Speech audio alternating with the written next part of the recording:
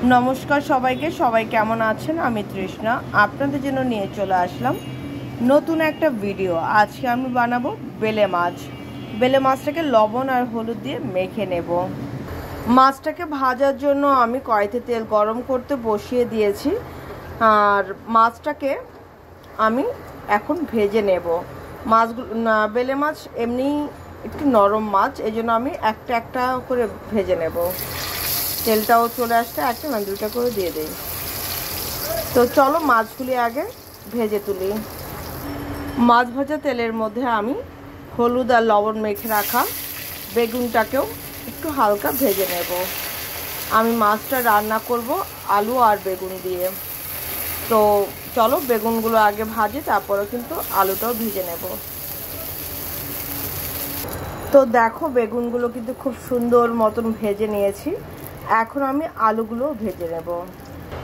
তো চলো আলুগুলো ভেজে নেব। এখন কড়াইয়ের মধ্যে সামান্য তেল দিয়ে দিয়েছি। আজকে বেলে মাছটা রান্না করব কালো জিরা দিয়ে। তো কালো জিরাটা দিয়ে দিলাম ফোড়নে। দিয়ে দেব দুটো তেজপাতা, দিয়ে দেব হলুদ গুঁড়া, দিয়ে দেব ধনে গুঁড়া, দিয়ে দেব কাঁচা লঙ্কা। এইবার দিয়ে দেব সামান্য একটু জল। দিয়ে দিচ্ছি সামান্য একটু জল। জলটা দিয়ে দিলাম যেন মশলাটা পুড়ে না যায়।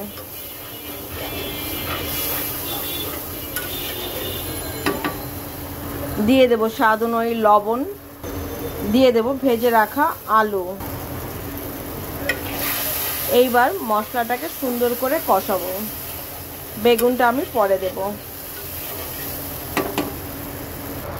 দেখো মশলাটা থেকে কিন্তু তেলটা ছেড়ে দিয়েছে। ঠিক এই সময় আমি দিয়ে দেব ভেজে রাখা বেগুনটা। বেগুনটাকে আমি মশলার সাথে একটু মিক্সড করে দেব আলতো হাতে। জাস্ট মিক্স করা হয়ে গেলেই ঠিক এইভাবেই রেখে দেব।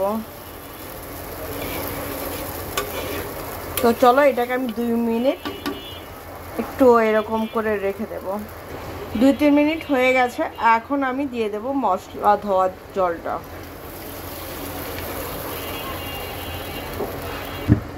কালারটা যে এত সুন্দর এসছে না, তোমাদের বলে বোঝাতে পারবো না। জানি না ক্যামেরা কেমন বোঝা যাচ্ছে। তো যাই হোক, এখন এটাকে আমি বলক আসা অবধি ওয়েট করব। দেখো ঝোলে কিন্তু বলক চলে আসছে। ঠিক এই সময়ে আমি দিয়ে দেব ভেজে রাখা মাছগুলি।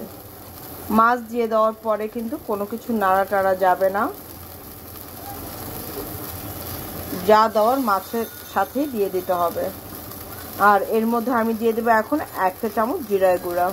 দিয়ে দিলাম 1 চামচ জিরার গুঁড়া। এর মধ্যে আর কোনো কিছু দেবো না, নাড়াচাড়াও করবো না।